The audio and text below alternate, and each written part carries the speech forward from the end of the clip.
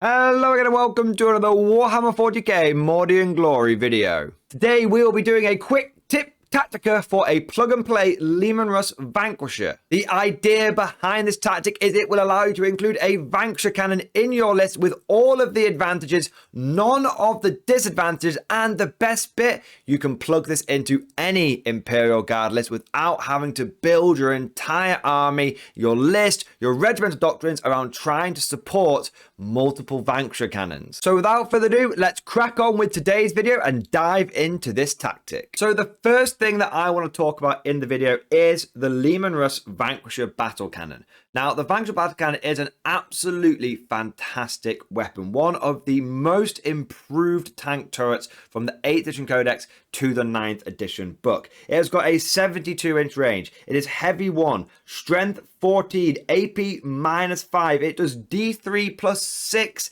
damage, and on a successful wound, it does an additional D3 mortal wounds on top of the regular damage, and invulnerable saves cannot be made against this weapon. Combine that with the AP, it means if you hit with this thing, you are more than likely going to wound, and your opponent is more than likely going to have no save against this weapon. However, for all of its great strengths, it does have a big Achilles heel, which is that it is a single shot weapon. That means even with the benefit of the turret weapon rule, which means that it gets +1 to hit, there is a 33% chance that your Vanquisher will just miss. And the moment you start going across dense terrain, you are on a 50-50 chance to hit with this weapon. Now, because of this Achilles heel, there are many Guard commanders who are not 100% sold on the Vanquisher. However, there is a way to work around it, which is by taking a regimental doctrine called Elite Sharpshooters. This means that every unit in your army gets 1 free reroll to hit each shooting phase. Now that is a full reroll to hit. Doesn't matter if you roll a 1 or a 2 or whatever. If you miss, you get 1 chance to fully reroll that dice, which is great. However, this solution isn't without its own problems. Principally, the big problem with going down this route is you're going to have to give up Born Soldiers. You see, in the Guard, you either get to take the Born Soldier trait, or you can take a couple of other regiment traits such as Elite Sharpshooters. But a lot of Guard players do not want to give up Born Soldiers because it is such a strong damage buff for your army. In case you don't know what Born Soldiers does, basically, if you get a 6 to hit, that hit then auto wounds. Now, considering the amount of firepower that Guard can put out, it really does mean that you'll be generating a lot of auto wounds over the course of each turn.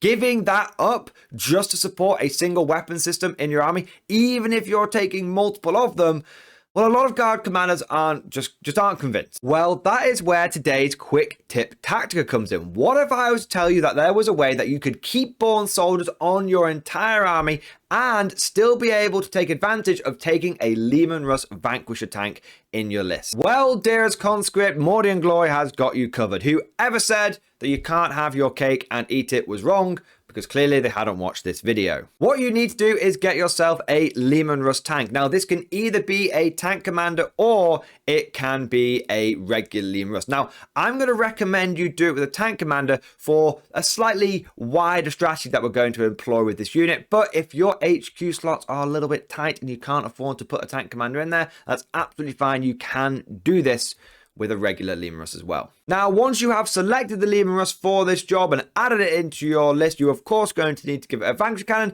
and you're also going to need to make it a tank ace. Now, the tank ace you're going to go for is the Veteran Commandeer. Now, I always want to call it Veteran Commander because that just feels more natural, but when you read the fluff around this tank ace, it is actually Commandeer.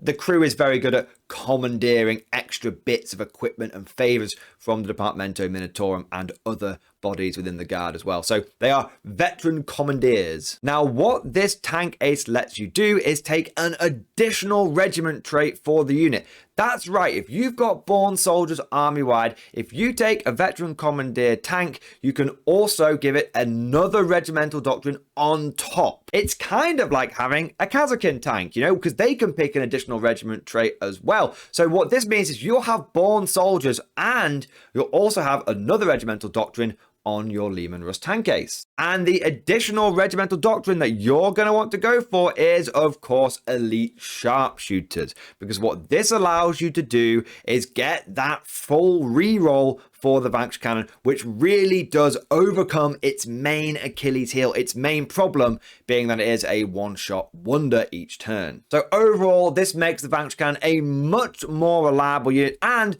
the best thing is you don't need to build your whole list around it. You can just plug this one tank commander, this one veteran commandeer tank commander into any of your Imperial Guard lists. It literally can be run alongside any other combination of regimental doctrines. Are you someone who likes brutal strength and parade drill? You can slap this veteran tank commander in there and he's going to be having a great time. Now, at the beginning of this video, I said that I preferred using this tactic with a tank commander. And the reason for that is because tank commanders can struggle to get access to rerolls, unlike regular Leman Russes. You see, a tank commander cannot order himself anymore. I know a lot of people from 8th edition will be going, oh, what the hell? Tank commanders should be able to order themselves. He just shouts down into the crew compartment. I know, but in the 9th edition book, tank commanders cannot order themselves anymore, which means they cannot do gunner's kill on sight. They can't give themselves a reroll 1 to hit buff. Now, executioners are probably one of the best turret weapon choices you can take for your guard right now. They've got fantastic damage output,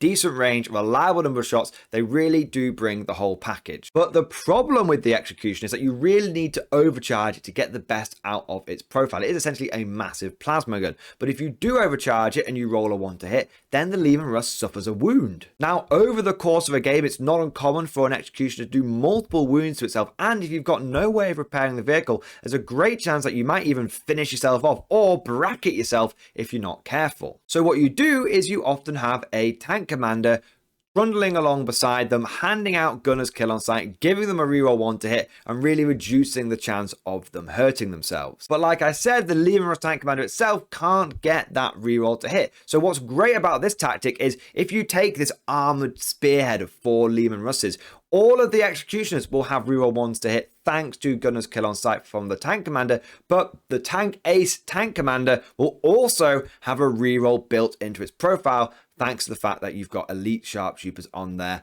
as part of the tank ace. It just means that you've got a really reliable fire base. All of your Leman Russes will have some form of reroll, and there's always that chance that you're going to come across something that is slightly too chunky for the executioner to reliably deal with. Maybe it's something that's got a fantastic invulnerable save. Maybe it's a unit that's just really big and durable, and you just want something that could just take a chunk out of it.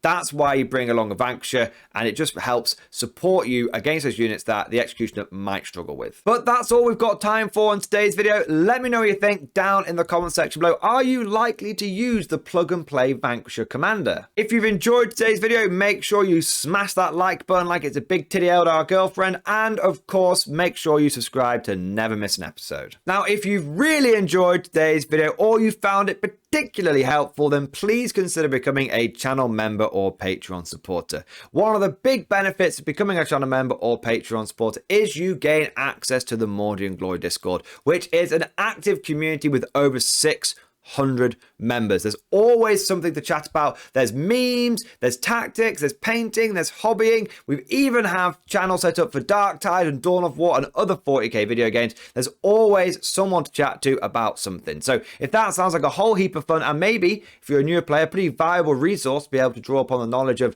a pretty extensive guard community, then please consider becoming a channel member or Patreon supporter. And I just want to take a moment now to say a big thank you to the latest members. So thank you to G Dead Knight, Ralph Risk, Josh Greenfield, Jeffrey Cole, Ozzy Mandrocles, Electro Halo 8, Max Dealey, The Wizard MF, Stillhammer Jake, Tim, Trays in the Infinite, Roger Hollenbeck, Desperate Measures, Larry, Exodus, Rowan, Eamon, Reg, Joseph K, Felix, and 15 glorious minutes. Thank you guys for doing your part. Thank you for becoming channel members. I also want to do a shout out to the latest Patreons as well. So a massive thank you to Max, Dart, Sean, Mark Lee Sim, Knack, Riley, Alex Wilson, Josh, James, Jesse, Noah, Tristan, and 32mm Matt. Thank you for your ongoing Patreon support. And last but certainly not least, I want to say a special, personal, heartfelt thank you to all of my top tier Patreon supporters.